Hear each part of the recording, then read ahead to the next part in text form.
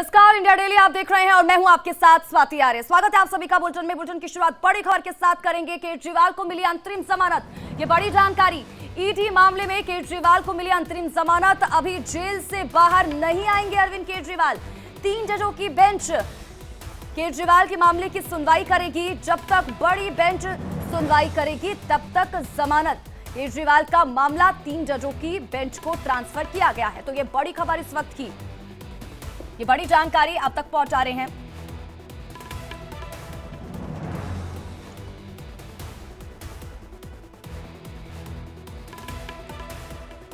मेरे 2 सहयोगी मेरे साथ जुड़े हुए हैं। लीगल एडिटर हमारे साथ आशीष सिन्हा जुड़े हुए हैं इस पूरी खबर पर, और पॉलिटिकल एडिटर है हमारे साथ रजत, वो भी मेरे साथ जुड़ चुके हैं। लेकिन सबसे पहले आशीष, मैं आपके पास ही आना चाहूंगी कि बड़ी राहत इसको कहा जा सकता है केजरीवाल के लिए, क्योंकि लगातार कोशिश ये की जा रही थी, उनकी तरफ से याचिका दायर की गई, चुनौती दी गई थी गिरफ्तारी को लेकर। अब बड़ी राहत इसको कहा जा सकता है, लेकिन जो ईडी के मामला है उसमें यहां पर अंतरिम जमानत मिली है, सीबीआई वाले में नहीं। देखिए, इसे बड़ी राहत तो नहीं, राहत कहा जा सकता है। राहत मैं इसलिए कह रहा हूं क्योंकि अरविंद केजरीवाल जिस मांग को लेकर सुप्रीम कोर्ट आए थे, जिसमें उन्होंने कहा था कि उनकी गिरफ्तारी अवैध है, जिसमें उन्होंने कहा था कि इस पूरे मामले में जो उनको पहली बार राउज एवेन्यू कोर्ट ने ईडी की रिमांड पर भेजा था वो रिमांड अवैध है, वो मामला फिलहाल अभी जो लार्जर बेंच है उसके पास अदालत ने भेज दिया है। जिसका मतलब यह है कि larger bench question of law ये तय करेगी कि क्या किसी मामले में जब पूछताछ की जा सकती है तो क्या उस समय किसी भी आरोपी की गिरफ्तारी हो सकती है या नहीं। ये क्वेश्चन ऑफ लॉ जो होगा वो लार्जर बेंच तय करेगी। अरविंद केजरीवाल चूंकि 90 दिनों से जेल में बंद हैं, अदालत ने यह कहते हुए जमानत दी कि अरविंद केजरीवाल दिल्ली के मुख्यमंत्री हैं, 90 दिनों से जेल में बंद हैं और सबका अपना अधिकार होता है, मौलिक अधिकार होता है, और अरविंद केजरीवाल को अंतरिम जमानत दी। लेकिन एक अहम बात अदालत ने यह भी कही कि क्या अरविंद केजरीवाल को दिल्ली के मुख्यमंत्री के पद पर बने रहना है या नहीं, यह अरविंद केजरीवाल खुद तय करे।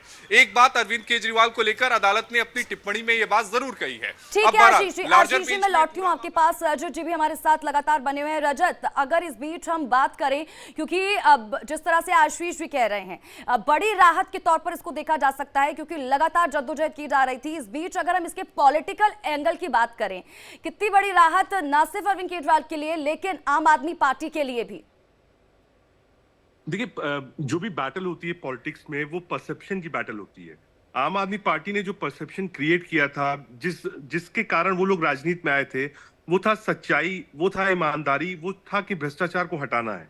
अब आप देखिए कि पार्टी के 4 बड़े लोग जेल के अंदर हैं, एक बड़ा नेता जेल से बाहर आया है, खुद पार्टी के संयोजक, पार्टी के चेहरे और दिल्ली के मुख्यमंत्री जेल में। तो ये एक बड़ा प्रश्न चिन्ह लगाता है और आम आदमी पार्टी को लेकर ईडी कह रही है कि नहीं साहब, ये पूरी पार्टी ही करप्ट है। हिंदुस्तान, आजाद हिंदुस्तान के पहले उसमें होगा, पहला केस ऐसा होगा जिसमें किसी पार्टी को ही पार्टी बनाया जा रहा हो कि साहब पूरी पार्टी भ्रष्ट है। तो अगर अरविंद केजरीवाल को कोई भी रिलीफ मिलता है तो वो एक बड़ा रिलीफ होगा आम आदमी पार्टी के लिए और केजरीवाल के लिए, क्योंकि परसेप्शनली अरविंद केजरीवाल और पार्टी को डेंट मिला है शराब घोटाले से। पंजाब में जरूर सरकार है, लेकिन आप दिल्ली में देखिए अलायंस के बाद भी कोई सीट अरविंद केजरीवाल को मिली नहीं है। आने वाले 1 साल के अंदर दिल्ली में भी चुनाव हो सकते हैं। लगातार पार्टी के नेता छोड़कर जा रहे हैं, लोकसभा में कोई कामयाबी मिली नहीं है। ऐसे में बड़े चैलेंजेस ये हैं कि अरविंद केजरीवाल बाहर आए जेल से, दूसरी बात अपने आप को प्रूफ करें कि वो गिल्टी नहीं है, उनको फंसाया गया, जो बार बार आम आदमी पार्टी पॉलिटिकल लड़ाई लड़ती है। और उसके बाद तीसरी चीज ये कि पार्टी को उनको नए सिरे से एक मॉडल देना पड़ेगा, क्योंकि पार्टी इस वक्त सबसे मुश्किल दौर से, जब से पार्टी का फॉर्मेशन हुआ है, वो गुजर रही है। और जो एक परसेप्शनल डेंट है वो पार्टी और अरविंद केजरीवाल दोनों को लगा है इस शराब घोटाले से। ठीक है रजत, मैं लौटती हूं। आशीष का मैं एक बार फिर से रुक कर लेती हूं। आशीष, यहां पर 3 सवालों का जिक्र भी किया गया है, उनको लेकर क्या कुछ जानकारी, कौन कौन से वो सवाल हैं जिनको लेकर यहां पर जिक्र किया गया है? हमारे साथ संजीव जी हैं, आम आदमी पार्टी के लीगल सेल के हेड हैं। संजीव जी, इसे आप एक बड़ी राहत तो कह सकते हैं अरविंद केजरीवाल को, लेकिन जिस उम्मीद के साथ आप लोग आए थे कि जो गिरफ्तारी थी वो अवैध था, जो पहला रिमांड राउस एवेन्यू कोर्ट द्वारा दिया गया था वो भी गलत था, वो फिलहाल लार्जर बेंच के समक्ष ये पूरे मामले को भेज दिया गया है। देखिए, राहत का दिन बिल्कुल है, और हमारे लिए नहीं, पूरे देश के उन सिटीजन्स के लिए जो देश के संविधान में विश्वास रखते हैं, देश के कानून में विश्वास रखते हैं। हम पहले दिन से एक बात कह रहे हैं कि माननीय मुख्यमंत्री को पॉलिटिकल मोटिवेटेड तरीके से अरेस्ट किया गया। जो टाइमिंग थी उस पर हमने सवाल उठाया, जिस तरीके से अरेस्ट किया गया उस पर सवाल उठाया, और उस चीज़ को अभी भी सुप्रीम कोर्ट में वो इशू लाइव है।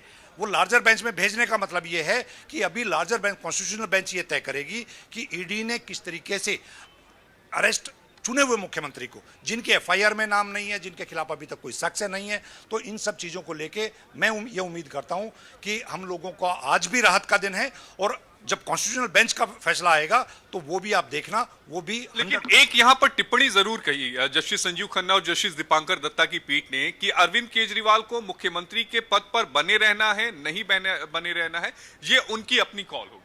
नहीं, ये बिल्कुल ठीक बात है। देखिए, इसमें हम पहले दिन से एक बात कर रहे हैं, ये भारतीय जनता पार्टी और नरेंद्र मोदी जी की एक बहुत बड़ी साजिश थी। और साजिश क्या थी कि हमारी पार्टी अभी नई नवेली पार्टी है, 10-12 साल के अंदर वो राष्ट्रीय पार्टी बन गई है। उनका मोटिव एक है कि किसी भी तरीके से आम आदमी पार्टी को क्रश करके खत्म कर दिया जाए। और खत्म करने के पीछे उनकी मंशा क्या थी? अरविंद केजरीवाल जी को जबरदस्ती उठाओ, अरविंद केजरीवाल जी रिजाइन करेंगे, रिजाइन करने के बाद पार्टी टूट जाएगी। क्योंकि उस मंशा को पूरा नहीं होने देना था। दिल्ली की जनता से भी पूछा अरविंद जी ने, एमएलए से भी पूछा, कार्यकर्ताओं से भी पूछा, एक तरफा ये मैंडेट आया था कि अरविंद जी पे पूरी दिल्ली की जनता को भरोसा था, इसलिए वो चुने हुए मुख्यमंत्री हैं। और संविधान के अंदर और कॉन्स्टिट्यूशन के अंदर ऐसा कोई प्रावधान नहीं है कि बिना किसी एलिगेशन के, अभी वो कन्विक्टेड नहीं है, अगर किसी कोर्ट से कन्विक्शन हो जाती तो वो नौबत आती रिजाइन देने की, इसलिए अरविंद जी ने रिजाइन लेकिन नहीं। संजीव जी, अभी तो वो जेल से बाहर आ नहीं पाएंगे क्योंकि सीबीआई वाला जो मामला है वो हाईकोर्ट में आपकी पिटीशन अभी भी लंबित है। देखिए, सीबीआई ने भी जिस तरीके से अरेस्ट किया था वो भी दिल्ली के और आप देश की जनता ने देखा।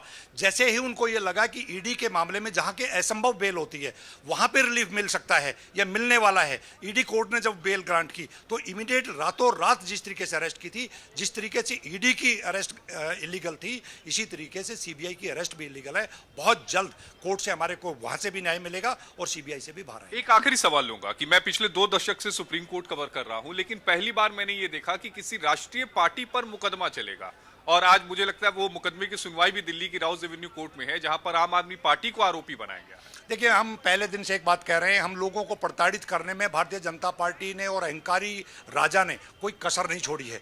लेकिन हम भगत सिंह जी के अनुयायी हैं।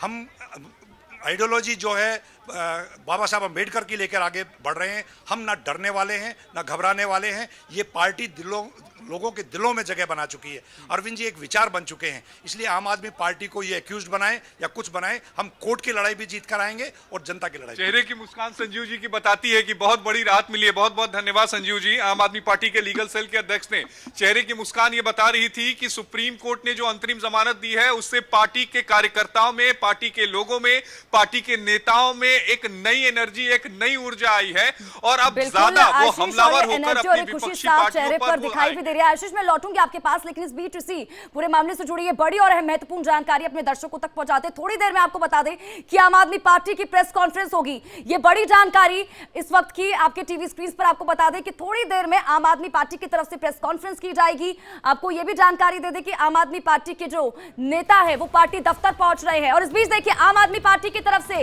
ये पोस्ट भी किया गया है सोशल मीडिया प्लेटफॉर्म एक्स पर, सत्यमेव जयते। लगातार आम आदमी पार्टी की तरफ से कई सवाल खड़े किए जा रहे थे और अवैध बताया जा रहा था इस गिरफ्तारी को। कहा जा रहा था कि एक भी जो सबूत है वो अरविंद केजरीवाल के खिलाफ कोर्ट में पेश नहीं किया गया है, लेकिन उसके बावजूद भी उनको गिरफ्तार करके जेल में रखा गया है। अब ये आम आदमी पार्टी का पोस्ट आपको दिखा रहे हैं, सत्यमेव जयते, यानी कि सत्य की जीत हुई है। आम आदमी पार्टी का ये पोस्ट है। आशीष का एक बार फिर से रुख कर लेते हैं, लगातार हमारे साथ बने हुए हैं। आशीष, खुशी तो हम जो वकील हैं उनके चेहरे पर देख ही रहे थे, लेकिन इस बीच देखिए लगातार अब पोस्ट भी सामने निकल कर आ रहे हैं। और इस बीच अगर हम आम आदमी पार्टी की बात करें तो वहां पर भी हलचल देखी जा रही है। आम आदमी पार्टी के दफ्तर में प्रेस कॉन्फ्रेंस भी की जाएगी और जिस सत्य की बात आम आदमी पार्टी कर रही थी उन्होंने पोस्ट किया है, सत्यमेव जयते। देखिए, जाहिर तौर पर यह होना ही था। वो होना इसलिए भी था क्योंकि जो हमारी भारतीय राजनीति है इसमें सारा खेल परसेप्शन का है कि आप परसेप्शन किस तरह से बनाते हैं। और आम आदमी पार्टी को एक बड़ी राहत मिली है अरविंद केजरीवाल को, जो अंतरिम जमानत सुप्रीम कोर्ट से मिली है, तो आम आदमी पार्टी इस मौके को भुनाने में कोई कोर कसर नहीं छोड़ेगी। और यही वजह है कि आम आदमी पार्टी के दफ्तर में बड़े नेताओं का पहुंचने का सिलसिला जो है वो शुरू हो चुका है। थोड़ी देर के बाद प्रेस कॉन्फ्रेंस की जाएगी और बीजेपी पर, केंद्र सरकार पर आम आदमी पार्टी के बड़े नेता, चाहे अतिशी हो, चाहे सौरभ भारद्वाज हो, चाहे संजय जी हो, ये लगातार हमलावर ठीक है होंगे। आशीष, लेकिन आशीष मैं दूसरी तरफ लौटूंगी आपके बीजेपी पास, की भी लेकिन अपनी इस बीच स्ट्रेटेजी है। बड़ी जानकारी